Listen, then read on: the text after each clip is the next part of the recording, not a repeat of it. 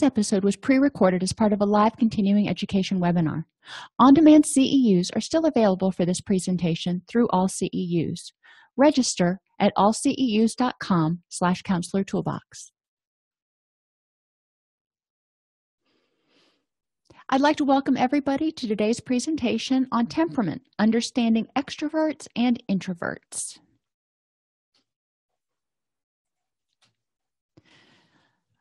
Over the next hour, we're going to define temperament, examine how knowing your temperament and the temperament of those around you can improve your communication, enhance relationships, and reduce stress. We'll explore in depth the extrovert-introvert dimension. If you're familiar with temperament, you know there's 4 dimensions. Extrovert-introvert is the first one, but we will be going through each one of those dimensions over the next 4 webinars. We'll identify potential conflicts between extroverts and introverts as it relates to recovery, as it relates to relationships, as it relates to a lot of different things. It's important to remember that temperament is a relatively stable set of traits referring to preferred environments, learning and problem-solving styles and methods, ways of conceptualizing and approaching the world, a person's philosophical approach to the world, and time management. So that incorporates all 4 of the dimensions. Preferred environments is one of the things we're really going to be talking about today, the extrovert versus introvert. Temperament occurs along a complementary continuum. It's not better or worse. What we're talking about is just differences. If you want to think of it as balancing out or yin and yang, neither end of the continuum is going to make someone more likely to relapse or easier to get along with in a relationship. It's just who they are. It's like being blonde versus brunette. Most people are somewhere in between each point. So when you do the Kirsty temperament sorter, or you do the Myers-Briggs, or you do some other version, you're going to be asked questions on a Likert scale.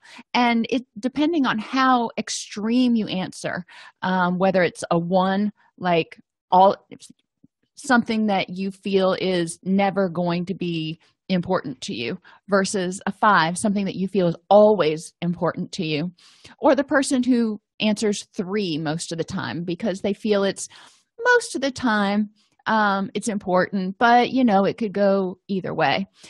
Those people that are 3s, the middle of the road, tend to have more psychological flexibility on that particular part of that particular dimension. So I don't want to start thinking, or I don't want you to start thinking that people are really rigid one way or the other necessarily. Now, some of us tend to be a little bit more rigid, but we'll get into that later. As stress increases, people gravitate toward their preferred temperament dimensions. So, for example, I tend to be somewhat of an introvert. I have certain extrovert characteristics. I love presenting. I love being around people. But I also need my downtime, and I need my time to get grounded and focus and all that sort of stuff. So when we're looking at temperament, when I get more stressed, I find it harder to find the energy to do all this stuff in a social environment and get grounded. So it's more important to me to make sure that I get myself grounded so I can deal with, people and animals. And I live on a farm. There's always something going on. Additional stress and vulnerabilities can be reduced through awareness of personal preferences. You want to prevent your stress. I could never do one of those jobs that is just, you never know what's going to happen. My partner used to be a law enforcement officer, and loved it because every day was new and exciting. It was never the same 2 days in a row. That would drive me bonkers. So it's knowing your personal preferences and making choices. Awareness of the preferences of those around you can also be important. And we're going to talk about how that can collide, but it can also work to your advantage as you start to understand what temperament does and understand your partner's and your friends' temperaments, your kids, people around you. and knowledge of how to create an environment supportive of your individual preferences. So when you start to get stressed out, you've got a safe haven that you can go to. So the extrovert, we'll just kind of go through that person's characteristics first. This person tends to be expansive and passionate. Focus on multiple things sort of superficially. They learn about it and then they move on. It's kind of like taking survey of psychology instead of getting a master's in psychology. They might be thought of as lacking in focus because they don't go through and get that master's. May have 6 half-finished projects and find it easy to transition between multiple activities. The introvert, on the other hand, is intense and passionate. You give them something and they are going to want to learn everything there is to know about whatever it is. When we started farming, we organically farm, and one of the things that I did was get every book I could get my hands on organic farming and homesteading. You know, it wasn't just reading 1 or 2 books. It was like 17 books from Amazon came the same day. And I was just happy as a pig in slop, and it was good. Some people would kind of see that, especially extroverts might see that as overkill. The introvert will focus on one thing through mastery and can be thought of as being too self-involved. And part of this is because the introvert needs some time to focus and think things through before they talk. It's not that they are so concerned about themselves, but they need to figure out what they're thinking before they want to share it with everyone else. And we'll get more into that later. They're usually immersed in a project or topic, sometimes to the exclusion of other activities. And this can be a problem for the introvert. So let me go back on this one. Expansive versus intense. That's great. I mean, think about in a relationship. If you have one partner that's expansive and has 17 different hobbies and they're really well-rounded, that's awesome. You know, there's always variety. If you have someone who goes really deep into something and is just obsessed with, they get a hobby and want to learn everything about it, you know, that's good too, but the extrovert could get a little bit bored and the introvert can get frustrated if they're jumping around from thing to thing. So it's important that the two people communicate about something. So maybe the introvert picks up one of the extrovert's hobbies and learns everything there is to know about it. And then they can talk about that particular thing.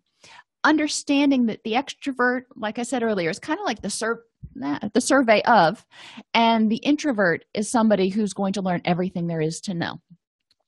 That doesn't make it better or worse. When you're talking about in the work environment, you want to have some people that have multiple different skills and multiple different ideas, and then you want to have people that are your expert in. So it's good to have both of them. It's just figuring out how to help them work together. The interventions are on the next slide. When we're talking about recovery, and you all know I come from a co-occurring perspective and a co-occurring field, the extrovert tends to be very expansive but less passionate about recovery. They'll learn a little bit about this and a little bit about that, but it's hard to get them to focus intensely on any particular thing sometimes unless you find their motivation, and we'll talk about that. The introvert can get too intense on focusing on one particular thing to the exclusion of everything else. I've seen people in recovery become so intense and passionate about 12 steps that they forget everything else. Their life becomes getting up in the morning, going to meetings, going to work, going to a noon meeting, going back to work, going to a meeting after work, and then going to a step study that night. They want to know everything there is, and they're very intense about it. Now, this can work for some people, but it generally, you look at the balance in their life between recreation and health and wellness and all that other stuff, and you find that it starts to lack. So both the extrovert and introvert can have difficulty with balance. The extrovert has difficulty really drilling down on topics because they get bored easily. It's also important that the introvert makes sure that they're paying attention to other things. Whatever they're working on is really important to them and they're passionate about it, which is great, but they're going to have to take a break if they're involved in relationships with others or they need to take care of themselves. And you can see where people can let their health and wellness go if they start saying, well, I'm more involved in this right now, so I'm not going to go to the gym. I'm not going to worry about eating. I'm not going to go to my meeting. So other things that are necessary for health and wellness can go by the wayside if the introvert is too focused on whatever it is they're concerned about. The extrovert, and I do want to point this out, finds it easy to transition between multiple activities. The introvert doesn't. And one of my characteristics, the introverted characteristics, is I have difficulty transitioning. I can't just go and be in the middle of working on preparing a class and then talk to somebody on the phone and get right back to working on my class really easily. It takes a lot of focus for me to do that, and it tends to be a little bit more stressful. So for interventions, we want to encourage each person to understand the other person's approach and avoid devaluing it. So what is it in this relationship or in your recovery that your temperament brings that's a strength? It's good in recovery, it's good in relationships to have a lot of different interests, to have a lot of different ideas. That's wonderful. And it's important to recognize that other people who are more introverted that may know, everything there is to know about the big book also bring something to the table. We want to encourage introverts to set alarms or otherwise schedule in activities like family, or going to meetings or recovery or working on their treatment plan to avoid getting consumed in one particular activity. So if there are things they have to do that are not whatever this item of consumption is, they need to schedule those in. Sometimes extroverts are hard to pin down, so it's important to provide deadlines for specific tasks. We want to make sure that they keep making forward progress. And remember, and we'll talk about motivation and extroverts, I think, on the next slide, but we need to keep helping them drill down so they don't get bored. We want to encourage partners of different temperaments to discuss their interests and goals and look at them as, sort of a survey versus a mastery, and accept that that's just the way that person happens to be and appreciate it.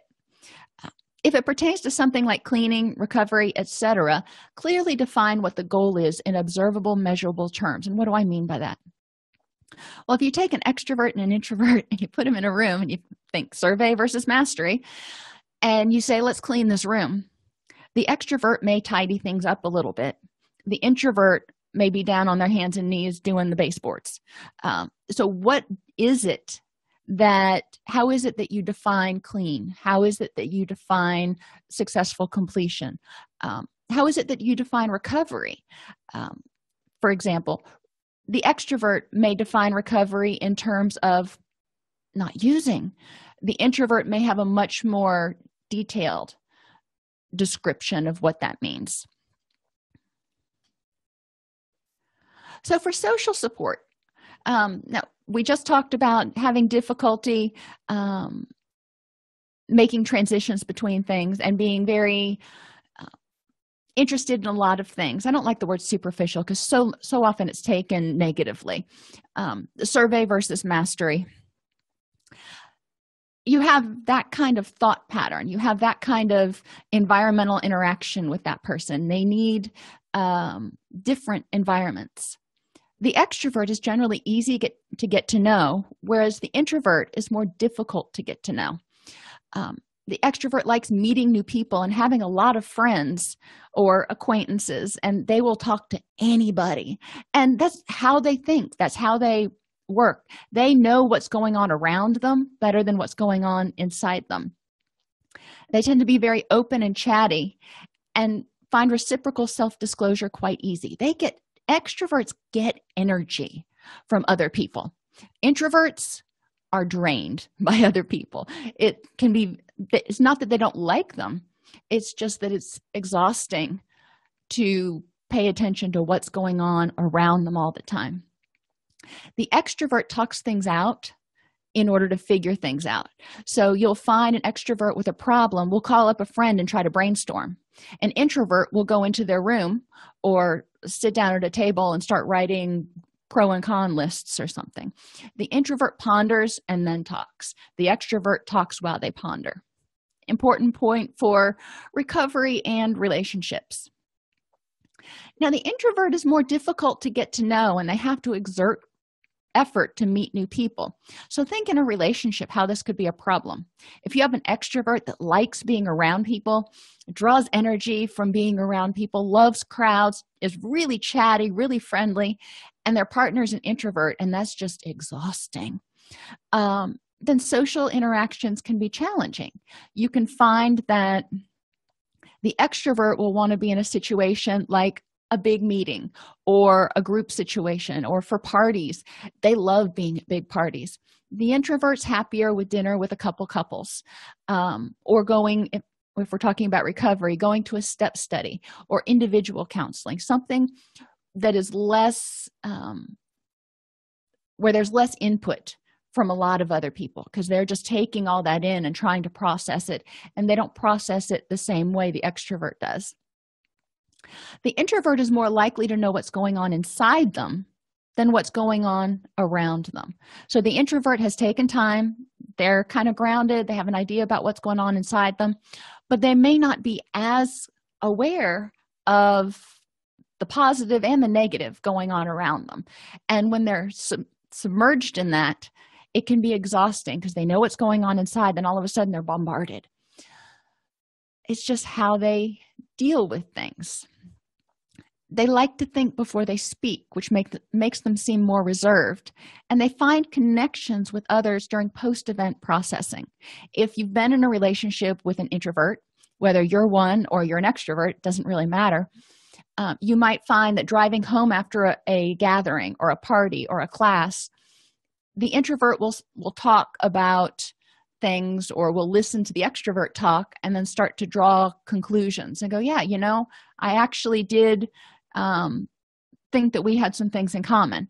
Now, they may not have shared that during the interaction with whoever it was, because that's not where they were yet. They hadn't put those pieces together. Introverts tend to be very reflective and introspective.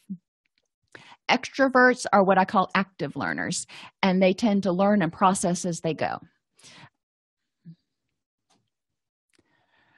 So again, if you've got them in relationships, this can be a huge stumbling block because the extrovert needs to be around people. It's a need. That's where they get their energy. The introvert really needs that downtime. So if they have to go to work and be around people all day long, they need some downtime when they get home. How does the extrovert feel if the introvert comes home and automatically goes to watch TV or have some sort of quiet time? The extrovert can feel rejected if they don't understand that's just part of this person's process. We want to encourage each person to be aware of the other's feelings in situations where the extrovert may be really excited, the introvert may be really overwhelmed. Finding that happy medium. If you've got to go to a big group thing, how is the introvert going to deal with that? And how are you, or how is the extrovert going to help the introvert deal with it if they're different? If they're both introverts, then they got to figure out how they're going to band together and do the office Christmas party. But interventions really are very similar if you're thinking about work versus relationships, because at work you do have relationships. So you want to make sure that you're paying attention. If you're working with people in relationships who have different temperaments, the extrovert, like I said, may get bored easily, or the introvert may be intensely fascinated. If you've ever gone to a museum with a small child, you know how they bounce around from thing to thing to thing because everything's new and everything's really exciting. And most kids do that. Whereas my son, when you would take him to the museum, you could plan on making it a day process, because he would go and he would read the little plaque and then he would think about it and he'd ask questions, which was great. but he was intensely fascinated with everything. So it took us an eon to get through a museum trip. Whereas his sister, once she was old enough to start going with us too, she's not as intense about things. So she would get bored and she'd be like, come on, can we go to the next thing? Helping the two of them respect each other's preferences, but also figuring out how to navigate that is really important, not only for siblings, but in relationships as well. Have each partner share what they need, want, or envision as effective social support. For the extrovert, it could be having 20 friends to talk to. For the introvert, it could be having one good friend. It's not necessarily about the quantity of contacts, it's about the quality of one. We want to explore reasons for feelings of jealousy or inadequacy in the relationships and normalize behavior, because extroverts may want feedback or support from multiple people, that's just how they are. They're going to tell their friend Jane, and then they're going to tell their friend Sue, and then they're going to tell their friend Bob, and they want feedback, they want input, and they're going to think about it every time they tell it or ask about what somebody else's opinion is. They're going to be formulating their own opinions. This is their process. Introverts, on the other hand, may always seek feedback or support from one or two people. So the extrovert may feel jealous if the introvert's always going to one or two people, or going to that person and yet another person. And they're like, well, why do you always have these intense discussions with so-and-so? And it may be because both of them are introverts, and understanding the reason for the discussions and how we process things. Whereas introverts can feel jealous because extroverts but generally prefer to talk to multiple people about a problem and get multiple inputs, even if they've already talked to their introvert partner. And the introvert partner might be going, well, what, my input wasn't good enough? So we want to make sure to work on any feelings of jealousy or inadequacy that may come out and help them understand that this is just their process. Extroverts do better in groups and draw energy from people. So they will be the life of the party. They will do really well in support group situations. They'll do great in group therapy. They do good in classes because they like to think on their feet and they like to be around other people. Introverts, on the other hand, like introspective activities and draw energy from personal grounding. So they may do better with a step study or reading their book and then doing a workbook instead, or even doing a workbook and sharing it with their coach or their sponsor or their therapist. So in recovery, we want to figure out what situation is best for our particular clients. And when I was in a residential setting, I've told you before, we had them packed in like sardines. So the introverts that were in the residential setting would get really stressed out. Why? Because they had never had a moment's peace. They literally could not go to the bathroom by themselves because there was always somebody in the bathroom. It was important to help those people recognize that there's nothing wrong with you. This is just how you're wired. You need some quiet time to get refocused and regrounded. And we designated certain spaces on the campus where they were allowed to go with counselor permission. We had to know when they were leaving the facility, but they were allowed to go to rest and reflect during certain periods of the day. That allowed them to get quiet time. There was enough space where you never had to have multiple people sharing the same quiet space, and helped reduce a lot of the stress in the environment. The extroverts, on the other hand, often during those downtimes had time to play volleyball and do other things that were extroverted and loud and exciting. And they would talk while they were playing volleyball, or they would talk while they were playing cornhole, or whatever it was. And that's how they processed things. So knowing how your clients process things, helping them understand what they need, because a lot of us have no clue exactly what's causing our stress. We just know we're stressed out. A lot of times it comes back to temperament and the fact that you're trying to walk this middle ground, but you really feel like being over here, whether over here is introverted or extroverted. The extrovert, like I said, would rather figure things out while they're talking. So this is the person who has a problem, something happens, and the first thing they do is pick up the phone and either call or start texting their best friend. They're the person who often tends to talk and share a little bit too much sometimes, because when they are in their processing phase, pretty much anybody who comes around can be a reasonable sounding board. They're considered good talkers and are often auditory learners. So this is important. If you've got somebody who's an auditory learner and you are asking them to do a lot of stuff that's written, I want you to go read 3 chapters in the big book, or I want you to read this book. That may not be their learning style. That may not be their learning preference, because they talk it out as they learn. So if you have written material that they have to go through, how do you do that? You can't just uproot the entire treatment program. No, but you can go through it in bits. So instead of saying, go read 3 chapters and then tell me what you learned, let's take it section by section and let's talk it through, just like you would do a big book study or a Bible study, or, just about any other kind of study where you get together in a group and study written material.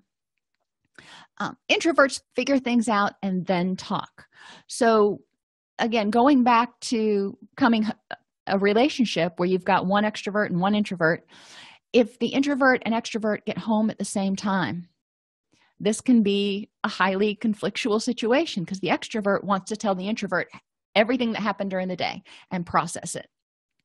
And the introvert just can't wait to get some quiet time so they can process what happened during the day. Encouraging them to figure out how to work this out. A lot of times I found it works best for many people, many couples, to know that when they come home, there is going to be some sort of 30-minute activity or whatever, where the introvert can go and just have some quiet time, and the extrovert can start making dinner or clean the house or call a friend and tell them what happened during the day or whatever else happened. And then after that 30-minute period, they can get back together. If the introvert has to drive a long way home from work, that may be enough time for him or her to process what happened during the day if they want to think it out. So this isn't always necessary, but if it is, finding ways to compromise so the introvert can get grounded and get in their right headspace to be able to listen to the extrovert and help listen to the extrovert effectively. In disagreements, the extrovert may feel dismissed and the introvert may feel cornered. When they start to argue, the introvert may hear the extrovert's argument and say, okay, I'll, just let me think about it, and then want to go think about it. The extrovert, that's not how they process. So they're like, wait, where are you going? We need to talk this out. And the introvert may be like, well, I can't talk things out. That's not how I do it. So the introvert feels cornered because they don't have time to process everything. Encouraging the two of them to understand that, the introvert may need some time to process. The introvert may feel talked over because the extrovert just wants to talk it out and wants to basically use the introvert as a sounding board, because that's their process. It's not that they don't care what the introvert has to say, but they may have a lot to say and they don't really know yet, because like I said, they figure it out while they talk. When one partner is under stress, another conflict can happen when they respond with their personal problem-solving approach.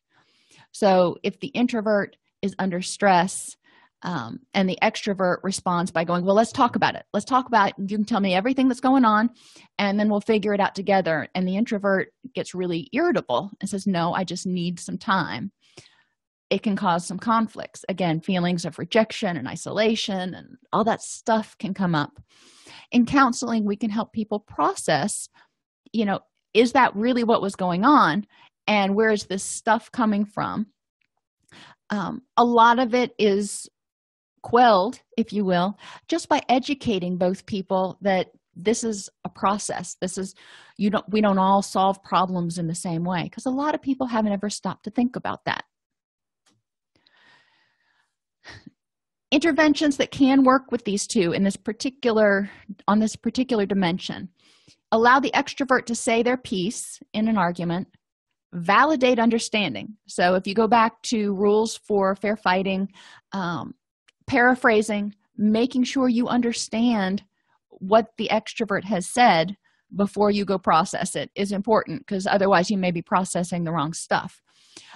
So if you're having a disagreement, making sure there's clarity on what's been said, but before a resolution is come up with, the introvert may need 30 minutes to go sit on the porch or go on a run or go do something to get their head together. Another method that can work, the extrovert writes down the problem, which is kind of a way of them getting it out, lets the introvert read the narrative, think about it, and then the discussion ensues 30 minutes later.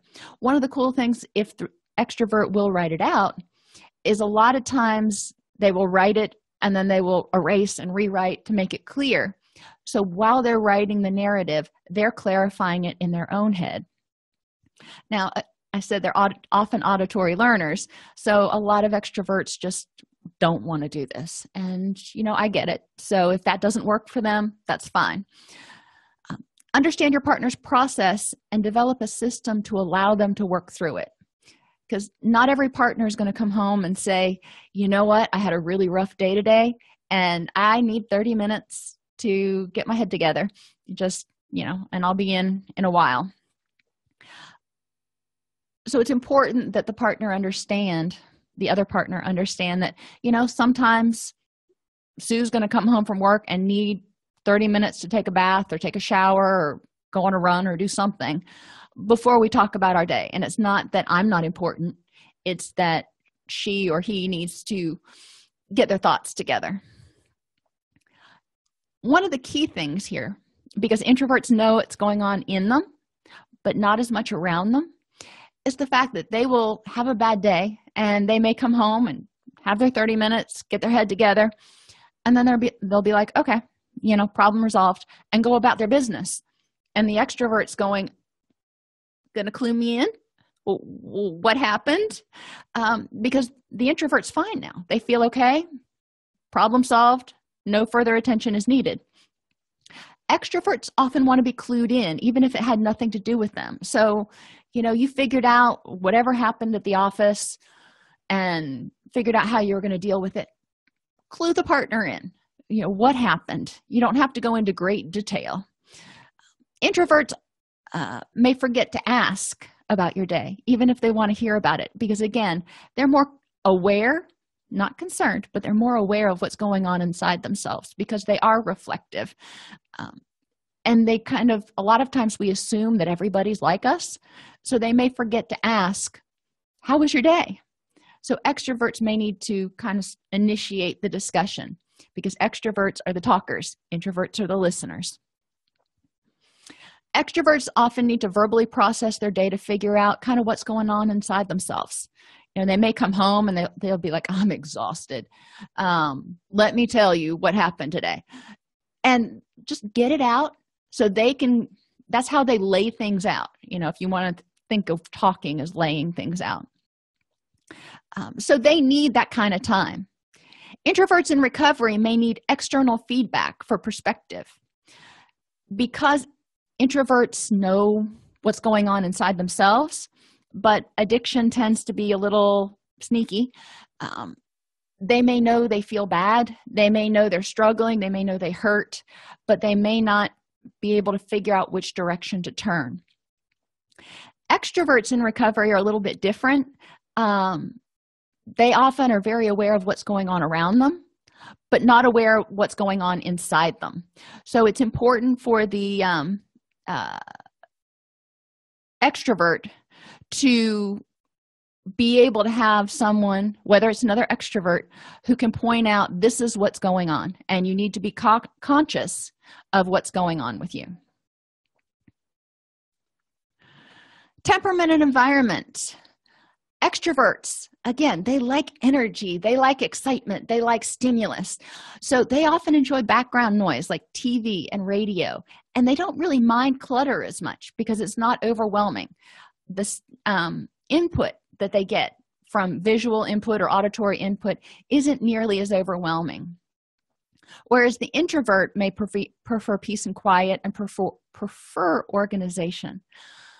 So we'll start with recovery and treatment centers because that's shorter. Think about residential treatment center environments. They're noisy.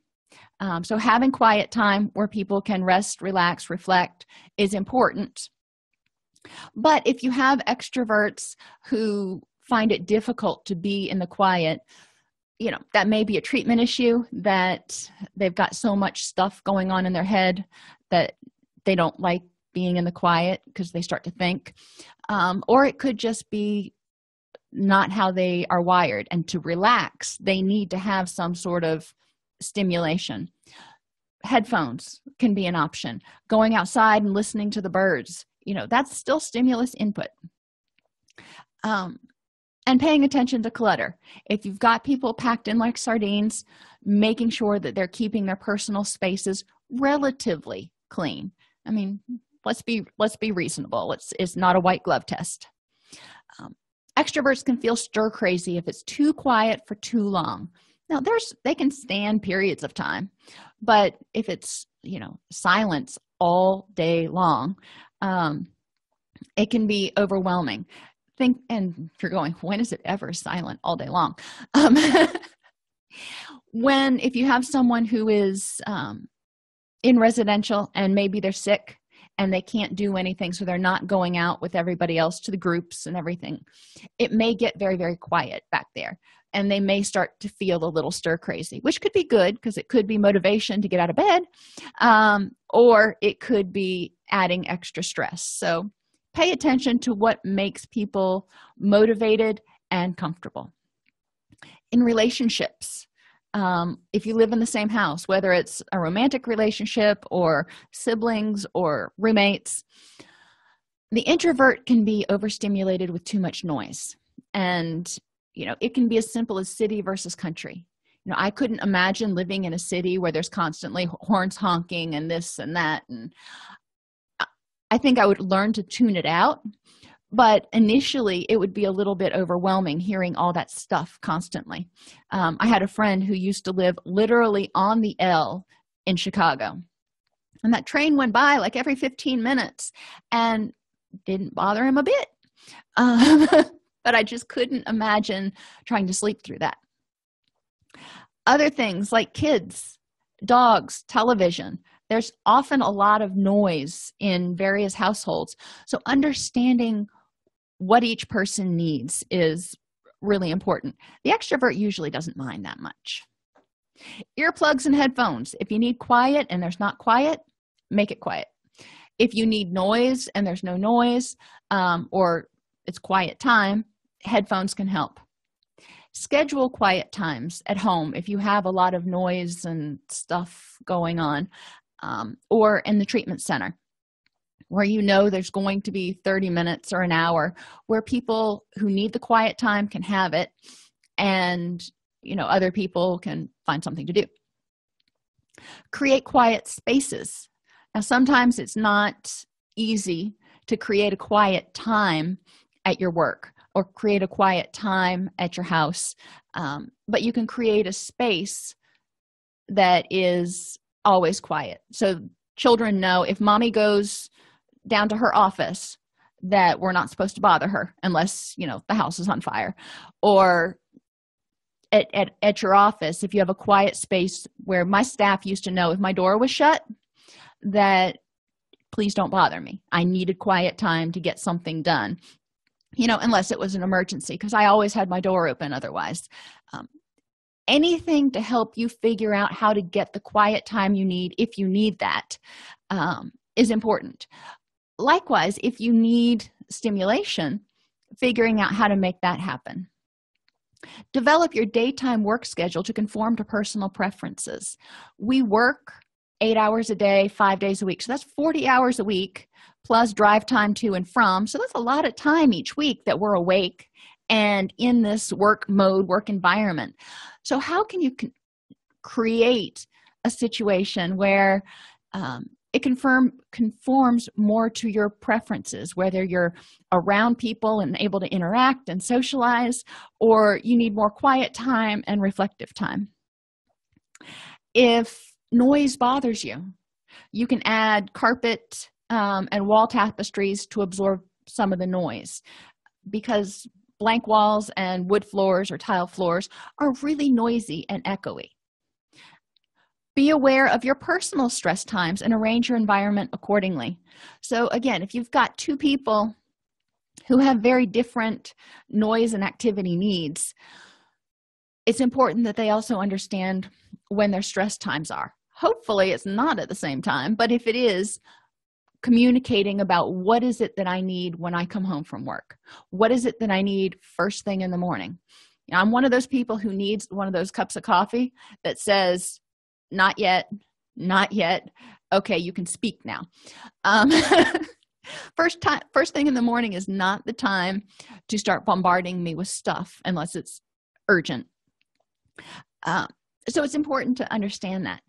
Environmental stressors can be huge vulnerabilities. So if you need quiet and you are always bombarded with stuff, eventually it gets exhausting, which can make you more irritable and more likely to feel anxious or depressed. If you're one of those people who needs to be around other people and it's too quiet and you're too isolated, again, feelings of depression can set in and isolation. So it's important to arrange your environment so you're getting the energy wherever you need it from. Extroverts don't mind interruptions and transition easily between tasks. I wish I was that person. Introverts dislike interruptions and have difficulty transitioning. The example I can give you is if you've ever been awakened from a deep sleep, you know, not kind of dreaming, but one of those really deep sleeps, and you wake up and you're not even sure what day it is or where you are. And that actually happens when you get into that deep, deep sleep. It's hard to wake someone and they're disoriented when they first wake up. And this is kind of how the introvert feels if they've got to transition between multiple activities here and there. When I worked at the treatment centers, I would be working on notes or something, and then I would go facilitate a group, and then I would come back, and it would take me a little bit to get back into the groove of doing the notes again, because I don't transition as easily as maybe an extrovert might. Like I said, my partner used to be a cop, and it's one thing to another. You go from one call, you might be a domestic, to patrolling something, so you're going to activity and quiet and crisis and no crisis and just constant, and that's what he preferred. So potential conflicts which can add stress. Kids interrupt. That's just what they do. You have to be more flexible with kids. So understanding how to deal with that and helping children understand not only their temperament but your temperament. Just because they need something doesn't mean they need something right now, this minute, and I've got to talk to you about it. So having them understand where your quiet spaces are is important.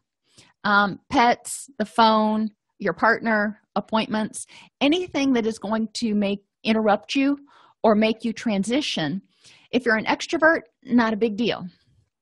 If you're an introvert, it can really kind of throw you off kilter because of the difficulty transitioning. So what do you do about it? Extroverts can handle interruptions while the introvert is on an intensive task. So maybe the introvert is working on the bills. The extrovert can handle the kids, the dogs, the phone, whatever.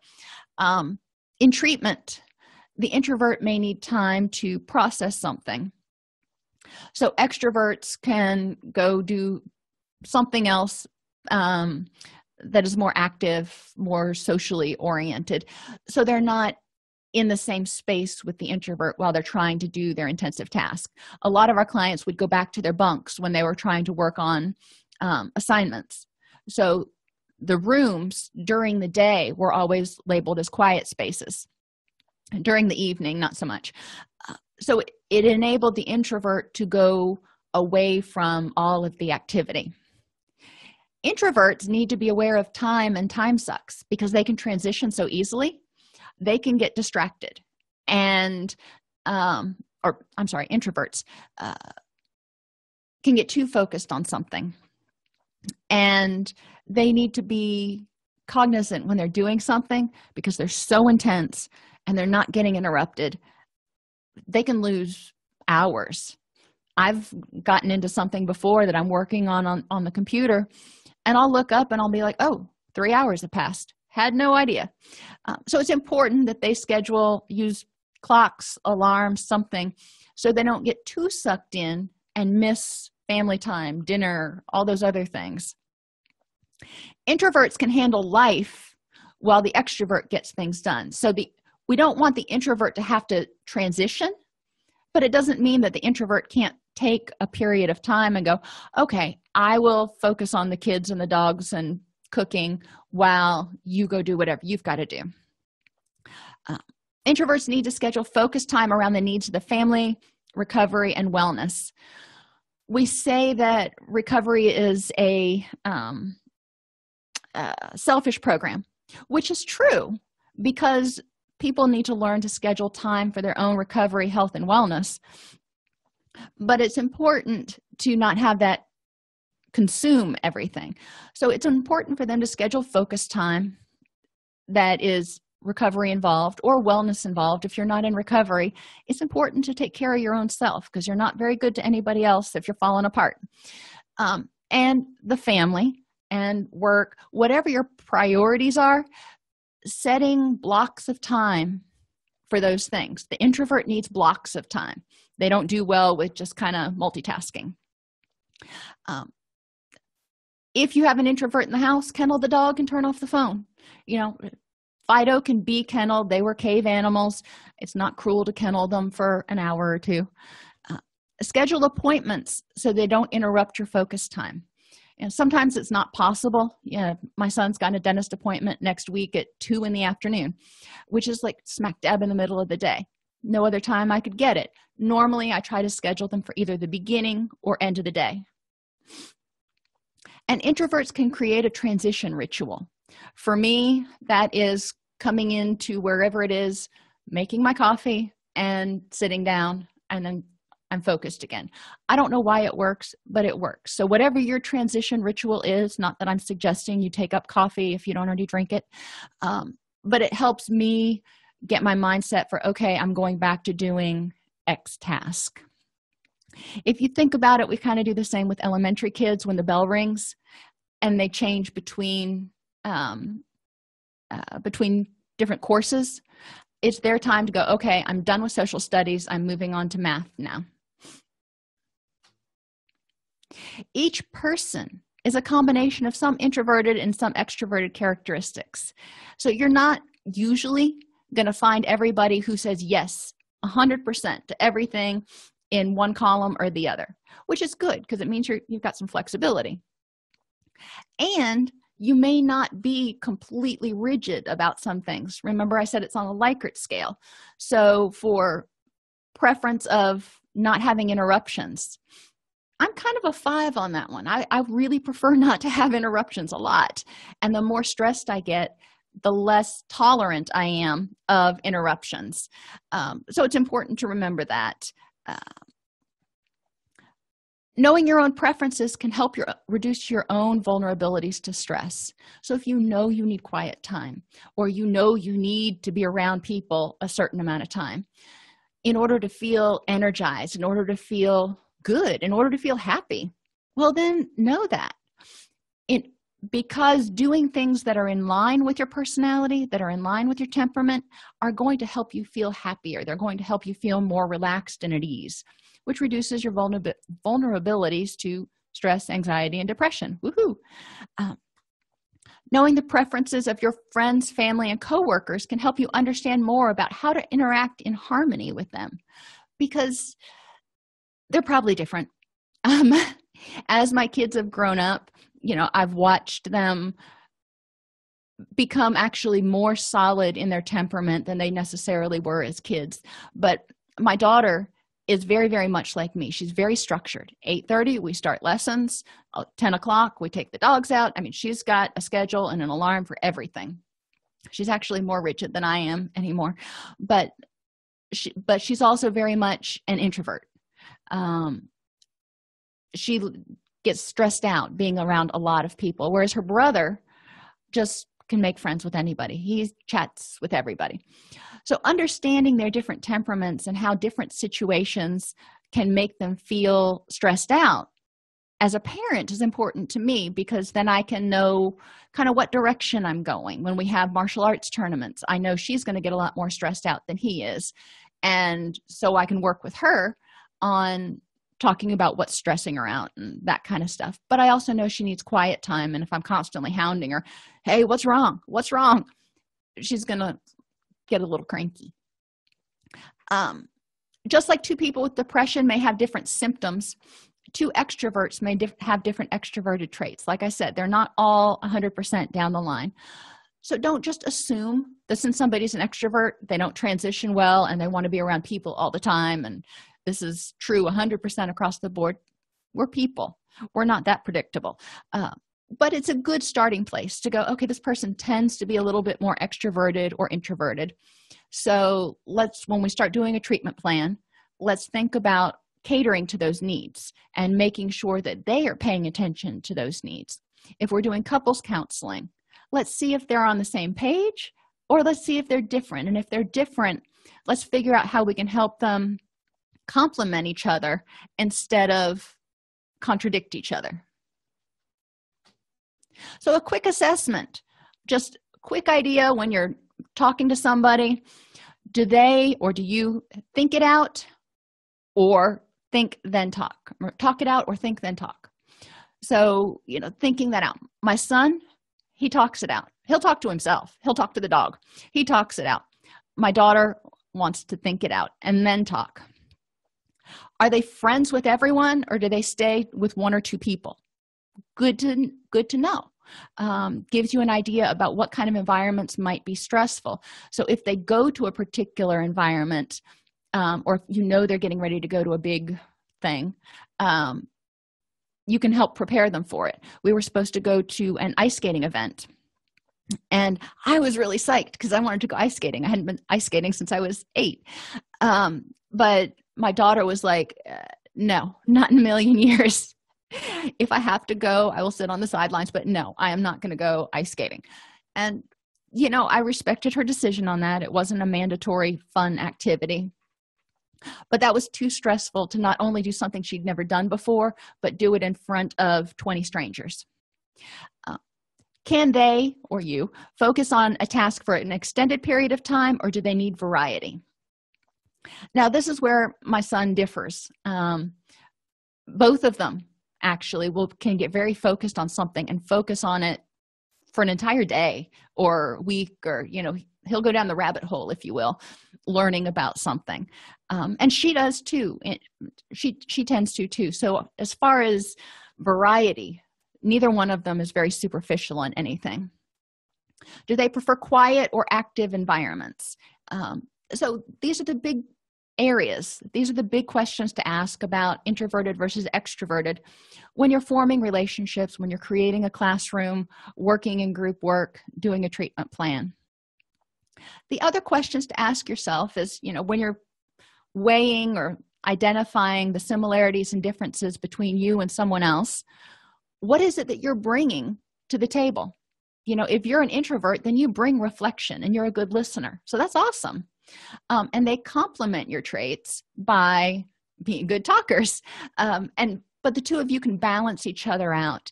And extroverts tend to get introverts to talk more, and introverts tend to get extroverts to slow down a little bit. So it can be a cooperative balance. It's just accepting, appreciating, and understanding instead of trying to change or question why somebody does something. Are there any questions?